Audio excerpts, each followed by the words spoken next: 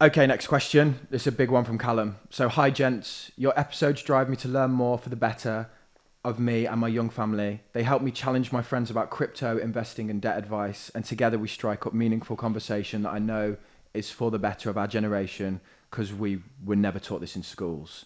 It's a lovely thing to say, Callum. Thank you. Anyway, thank you both. Well, mostly Damien. Not a nice thing He to say, actually Callum. wrote Thank that. you. He actually wrote that. I'm not even making it up. On to my question. I'm lucky enough to have an interest in personal finance and feel I have a solid grounding. But as I approach my 30s, I'd like to seek personal advice. Who should I turn to and what should I look for? He then asks, who should I trust? How do I judge financial advisors? How does it all work? The advice I would be looking for would be to be tax efficient and slow and boring wealth growth, tailored to a debt-free married couple with 1-year-old. He then lists his income, says he's already paying into global ETFs, and they save 20% of their salary and they put stuff in high interest savings accounts as well. I mean, my question for you, Callum, is why do you think you need a financial advisor? Because it sounds like you've got it pretty boxed off there. I think, I don't know, is it a confidence thing just to know that you're doing the right thing? I think it's reassurance. Like, even with me, we've had all these episodes, and I was like, even before I wanted to open my eyes, I'm like, Damien, show me how to do it. Like, Is it the right thing? Is it the right thing? Is this the right one to invest in? Yeah. Is this the right fund? Is this the right ETF? So I think and he's obviously got he said he's got a solid grounding in finance, and he seems to know what he's doing. Yeah, you basically say in there, I want a financial advisor to help me invest tax efficiently in a slow and boring manner, and then you're listing that you're doing exactly that.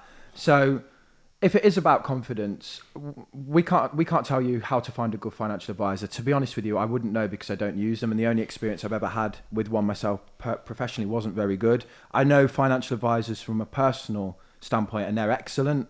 If you want their details, get in touch with me and I'll pass them over. They're my mates. But make sure they're regulated correctly. The financial Covered by the FSCS. Yeah, that's it. And so they're regulated by the FCA, and then they're covered by the Financial Services Compensation Scheme, which means you get up to 85k's worth of cover if you get bad advice. As well as that, if you're just looking for reassurance, maybe consider one that takes you on an hourly rate rather than you ask how it works. What a lot of them do, the way they make their money is they manage your investments for you. They migrate all your investments over to their products, and then they charge you a percentage, and it's typically quite high. Some investment advisors or financial advisors can charge like 5% of the money going in and then another percentage ongoing, and it can really add up. So if they're trying to do that, maybe that isn't what you need, and maybe what you need is just to sit down with someone for a couple of hours who goes, you know what, you're doing all right here, mate. You say they charge 3 to 5%. They charge not total of what comes in, so it's not as bad as 5% a year, but they might charge 5% of any money that you pay in. So if you're paying £1,000, they take 50 quid of it or whatever. Is that right? 50, yeah. No. That sounds right. Yeah, it is right. Sorry, quick math.